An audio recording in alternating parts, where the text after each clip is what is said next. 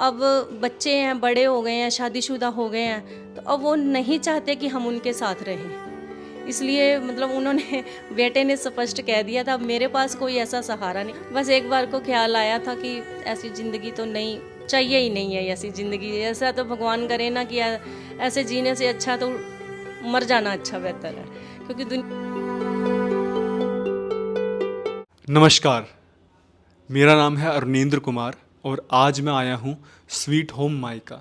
यहाँ पे जो भी बच्चियाँ, चाहे वो अनमैरिड हो, छोटी हो या फिर शादी के बाद भी कोई भी ऐसी महिला होती है जो जिनके साथ डोमेस्टिक वायलेंस होता है, या कोई भी बुज़ुर्ग ऐसी महिला कि जिनके बच्चे उन्हें घर से निकाल देते हैं, उन सब की यहाँ पे रहने की व्यवस्था है। जो भी लड़कियां हैं, अगर वो पढ़ना चाहती हैं, उनको पढ़ाया भी जाता है। जो लड़कियां यहाँ पे पढ़ने के बाद जॉब करना चाहती हैं, उनकी जॉब में भी हेल्प की जाती है। और ऐसी ही मैं एक कहानी आज लेकर आ रहा हूँ। मैं नाम और ये किस जगह से है मैं ये तो नहीं बताऊँगा, एक प्राइवेसी के इशू से, लेकिन आज ही आपको अपनी कहानी बताएंगे। इन कहानी के माध्यम से हमारा जो मेन मोटिव है वो ये है कि हम सबकी लाइफ में ना, हमें लगता है बहुत सारी परेशानियां हैं। हमें लगता है कि हम इस चीज़ से परेशान हैं, हम हर छोटी छोटी चीज़ पे परेशान होने लगते हैं। हमें लगता है कि मैं ना अपनी ज़िंदगी ख़त्म कर दूंगा, मैं इन चीज़ों से परेशान हूँ। लेकिन इन कहानियों के माध्यम से आप लोग, ये आपको सीख मिलेगी कि आपकी जो परेशानियाँ हैं वो इनकी परेशानियों के आगे कुछ भी नहीं है। इन्होंने जो अपनी लाइफ में स्ट्रगल किया है, आज वो आपको सुनने को मिलेगा। नमस्कार जी, मैं स्वीट होम से बोल रही हूँ, अनाथालय से। अभी मुझे आए यहाँ कुछ दिन ही हुए हैं, लेकिन मुझे यहाँ आके बहुत अच्छा लग रहा है, अपनापन लगता है। इन छोटे छोटे बच्चों को देखते हैं तो एक सुकून सा मिलता है यहाँ आके। बहुत अच्छा लगता है, यहाँ का सिस्टम बहुत अच्छा है कि भैया बहुत अच्छे हैं, यहाँ के स्टाफ बहुत अच्छा है, बहुत कोऑपरेटिव है, बहुत कोऑपरेट करते हैं हमारे साथ। हमें किसी चीज़ की यहाँ पे कमी नहीं होने देते हैं। बस मेरे को यह यहाँ का पता नहीं था, लेकिन मेरी एक फ्रेंड ने मुझे यहाँ बताया, तो यहाँ फिर मैंने आके इनसे कांटेक्ट किया, पता किया, तो इन्होंने मुझे बोला कि आप यहाँ पे आ जाइए। इसलिए मैं यहाँ पे अब जब से हूँ, मैं बहुत खुश हूँ यहाँ पे आके। यहाँ का स्टाफ भी बहुत बहुत बहुत अच्छा है और बहुत कोऑपरेटिव है सब। अच्छा, मेरा सवाल आपसे ये है कि आपकी उम्र कितनी है? मेरी उम्र है 52 ईयर्स। 52। 52 साल की उम्र में आके ऐसी क्या नौबत हो गई कि आपको अपना घर छोड़ना पड़ा और आपको यहाँ का रुख करना पड़ा? देखिए, ऐसा होता है कि लाइफ में हर इंसान चाहता है कि हमारा अपना घर हो, अपने बच्चे, अपना परिवार हो। कोई भी यहाँ पे खुशी से नहीं रहता है, लेकिन कई बार ऐसे हालात पैदा हो जाते हैं कि बहुत कोशिश करने के बाद भी नहीं, चलो अपनी लाइफ हम अपने बच्चों के साथ स्पेंड करें, ऐसा नहीं कर पाए हम। तो अब बच्चे हैं, बड़े हो गए हैं, शादीशुदा हो गए हैं, तो अब वो नहीं चाहते कि हम उनके साथ रहें। इसलिए मतलब उन्होंने बेटे ने स्पष्ट कह दिया था, अब मेरे पास कोई ऐसा सहारा नहीं। कि घर तो तब छोड़ दी जब कोई घर होता मेरा।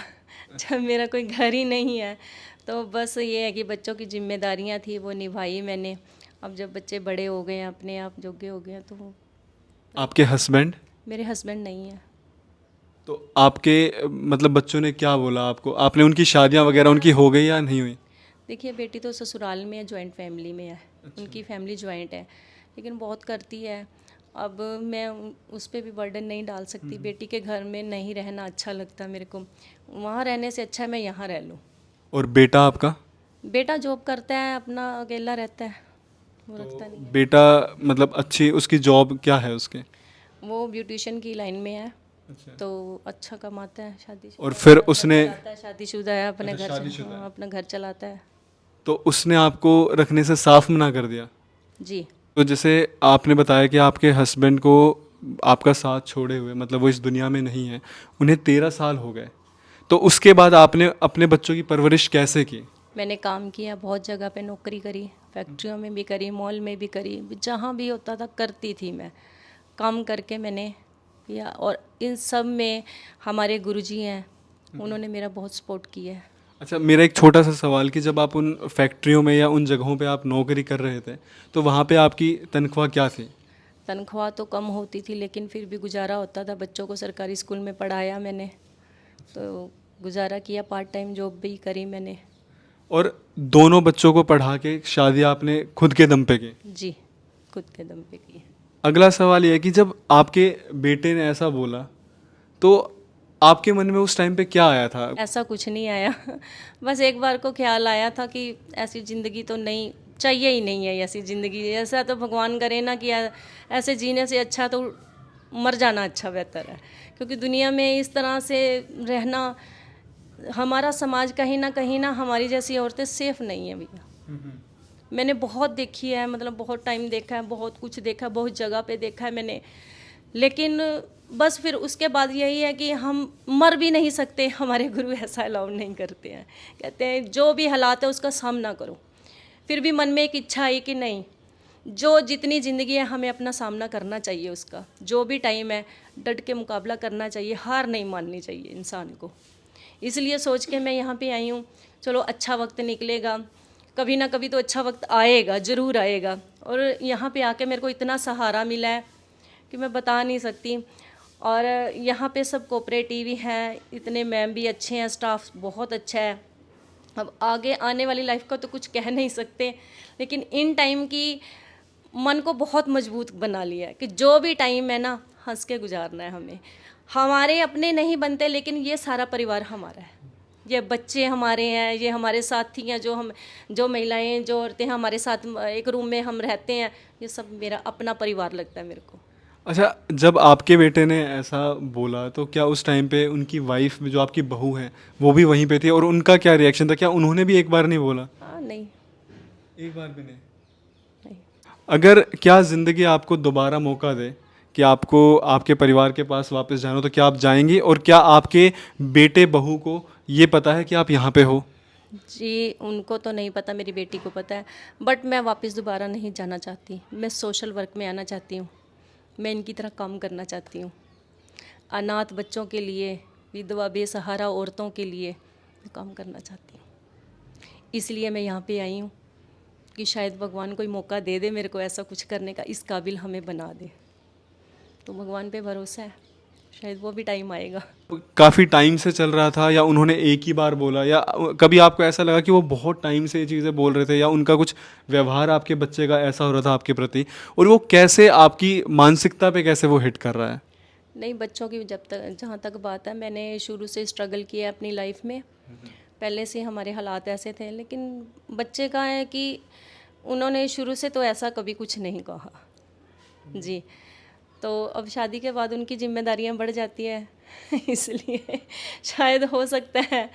तो अब मैं यही चाहूँगी कि बच्चे खुश रहें, जहाँ भी रहें खुश रहें, आबाद रहें, लेकिन मैं बस अब इन सब के लिए ही जीना चाहती हूँ।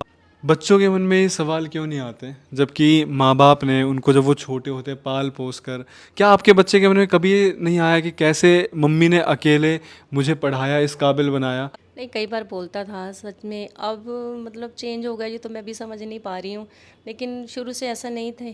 शुरू से ऐसे नहीं नहीं थे। थे। तो ये शादी के बाद, हालात हो जाते हैं या वक्त की कोई बात होती है या अपनी किस्मत की बात है, कुछ भी हो और सकता है ये शादी के बाद ये बदला? सारा तो मैं अपने बच्चों को नहीं कह सकती, खुद कुछ हमारे खुद कर्मा भी होते हैं। कर्मा होता है। कर्मा होते हैं, मैं कर्मा पे बिलीव करती हूँ और मानती हूँ इन सब चीज़ों को। ये कर्मा होते हैं जो हम भुगतते हैं, हो सकता है इस जन्म में नहीं कहीं किए हूँ, पिछले जन्म में किए हूँ, वो तो हमें देना ही है हिसाब किताब तो देना ही है। और देखो, जो ये लड़के का बदलाव आया, जब जैसा आप कह रहे हैं कि पहले वो सारी चीज़ों को समझते थे, तो क्या वो शादी के अब बाद आया? मैं कुछ टाइम के लिए उसको इसलिए छोड़ के, चाहे उसने बोला भी शायद उसे कुछ समझ आ जाए, दूर रहने से।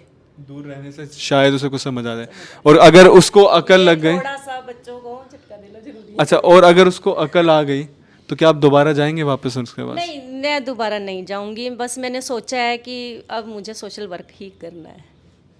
ठीक है, बच्चों से मिलना जुलना रखेंगे, उनसे मिलेंगे, अगर वो आते हैं तो मिलेंगे, खुशी से मिलेंगे। देखो बच्चे हैं तो छोड़ भी नहीं सकते हैं, बच्चे गलती करते हैं, बड़ों का फ़र्ज़ है उनको माफ़ करना।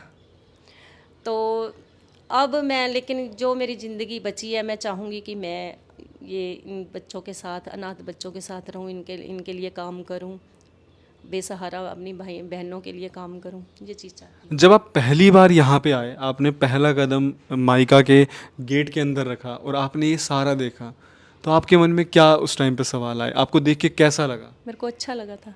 आपको अच्छा लगा? मेरे को अच्छा लगा था, मैंने जब इनको बच्चों को खेलते हुए देखा तो मेरे मन में बहुत खुशी हुई थी कि एक अकेली मैं ही नहीं हूँ। मैंने तो इतनी ज़िंदगी जी है, और ये जो बच्चे, छोटे छोटे बच्चे, इन्होंने तो अभी क्या देखा है ज़िंदगी में। वो नहीं हार मान रहे तो मैं कैसे हार मान लूँ। बहुत अच्छी बात कही है आपने। ऐसा फील हुआ था मेरे को। जब मैं अपना आपको बताता हूँ कि जब मैंने इस गेट के अंदर कदम रखा था और जब मैंने पूरा, अविनाश जी ने मेरे को पूरा मायका घुमाया था, तो मेरे मन में जो पहला सवाल, जो मेरी जो पहले उस टाइम पे देख के मेरे दिमाग में आई थी बात, वो ये थी कि जो ज़िंदगी अविनाश जी यहाँ पे इन बच्चों को मायका के माध्यम से दे रहे हैं, वो शायद बहुत ज़्यादा लोग हमारे देश के, मतलब मैं बात करूँ 70 से 75% लोग अपने घर रख के भी वो सारी फैसिलिटीज़ और वो ज़िंदगी नहीं दे पा रहे हैं। नहीं दे पाते, ये सच्चाई है कि नहीं दे पाते। आजकल जो हमारे हालात चल रहे हैं, बहुत सारे पेरेंट्स ऐसे हैं जो अपने बच्चों को अच्छा पढ़ा नहीं सकते, अच्छा खाने को नहीं दे सकते, अच्छा पहनने को नहीं दे सकते, प्रोवाइड नहीं करवा सकते। ऐसी बहुत सारी बातें हैं। जाते जाते कुछ शब्द माइका के बारे में।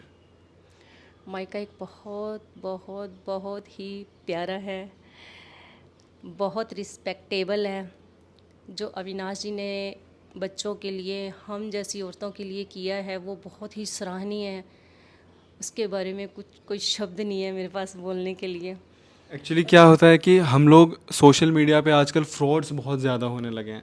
कई लोग जैसे सोचते हैं कि कहीं, आजकल बहुत सी फेक एनजीओज भी खुलने लगी हैं, लोग खोल के बैठ जाते हैं, उनमें वो काम नहीं होता, सिर्फ वो पैसा लूट रहे होते हैं। तो सिर्फ इस वीडियो के थ्रू, इस वीडियो के माध्यम से हमारा ये दिखाने का मतलब है कि जो अविनाश जी काम कर रहे हैं वो वाकई में बहुत ही ज़्यादा अच्छा है। बहुत कम लोगों में ऐसी हिम्मत होती है। बिल्कुल जी। देखिए, अविनाश जी ने जो किया है ना समाज के लिए, बहुत ही सराहनीय काम है। और मैं भी चाहूँगी कि इनसे इंस्पायर हूँ और ऐसा ही कुछ करके दिखाऊँ जो मेरे बच्चों के लिए भी मिसाल हो। कई लोग कहते हैं कि हमारी पॉकेट अलाउ नहीं करती कि हम डोनेट करें, जिस दिन हम कमाने लगेंगे तब हम डोनेट करेंगे। तो हम सबकी पॉकेट ना अगर जितना भी अलाउ करती है, अगर हम उतनी भी हेल्प करें, जैसे एक बहुत ही बेहतरीन बात किसी ने कही थी, अगर इस देश का हर एक आदमी सिर्फ 1 रुपया भी डोनेट कर देगा तो वो भी 150 करोड़ हो जाता है। जितनी आपकी पॉकेट अलाउ करती है, चाहे वो 10 रुपये हो, चाहे वो 50 हो, चाहे वो 100 हो, वो आप इस नंबर पर डोनेट कर सकते हैं। अगर आपके मन में कोई सवाल है कि माइका पता नहीं कैसा होगा या फिर ये वीडियो कहीं फेक तो ना हो, ये एड्रेस यहाँ पे मेंशन्ड है, आप आके यहाँ पे विज़िट करिए। आपको जो यहाँ पे वाइब्स मिलेंगे ना, आपको अपने आप समझ आ जाएगा कि ये जगह क्या है। मैंने भी पहले, जब मुझे पता चला था तो मैंने कांटेक्ट किया था खुशबू मैम से। तो तब फिर मैंने विज़िट करी थी फर्स्ट टाइम पहले आके। रहने तो मैं बाद में आई हूँ। जब मैंने फर्स्ट टाइम विज़िट करी, तब मुझे यहाँ का सिस्टम, यहाँ का माहौल, बहुत ही पॉजिटिव वाइब्स आई थी मेरे को एंट्री करती। और दूसरा, मैम से जब मैंने बात करी तो मुझे बहुत अच्छा लगा था। उसके बाद मैंने डिसाइड किया कि मुझे आना है मुझे आना है, यही रहना है। अगर आपके आसपास भी कोई ऐसी, क्योंकि ये जो इस टाइम पे माइका है, सिर्फ और सिर्फ लड़कियों के लिए, महिलाओं के लिए और बुज़ुर्ग महिलाओं के लिए है। अगर आपको लगता है आपके आसपास कोई भी ऐसी लड़की है या फिर कोई ऐसी महिला है जिन पे डोमेस्टिक वायलेंस हो रहा है, तो आप लोग कांटेक्ट कर सकते हैं। हमारे देश में बहुत सारी महिलाएं ऐसी हैं जिनके ऊपर डोमेस्टिक वायलेंस होता है। उनके पास और कोई चारा नहीं बचता है, समाज के डर से उन्हें चुप रहना पड़ता है। लेकिन आज का अब वक्त बदलता जा रहा है। अगर आप में से कोई भी ऐसी महिला है जिसको ये लगता है कि उनका पति शराब पीकर उनके ऊपर हाथ उठाता है, या कोई भी ऐसी बिटिया है जिसको लगता है कि उसके पास और कोई साधन नहीं है, वो पढ़ना चाहती है, वो पढ़ लिख के कुछ ऑफिसर बनना चाहती है, कमाना चाहती है, अपने पैरों पर खड़ा होना चाहती है, तो वो संपर्क कर सकते हैं इस नंबर पर। क्योंकि आज भी हमारे देश में लगभग 57% महिलाएं ऐसी हैं जिन पर डोमेस्टिक वायलेंस की जाती है, पर वो इस डर से कि मेरे बच्चों का क्या होगा, वो अपने घर से बाहर कदम नहीं उठाती हैं। तो माइका एक ऐसी जगह है जहाँ पे उस महिला के साथ उनके बच्चों को भी एक्सेप्ट किया जाता है। वो अपने बच्चों के साथ भी यहाँ आकर सुकून से रह सकती है। धन्यवाद।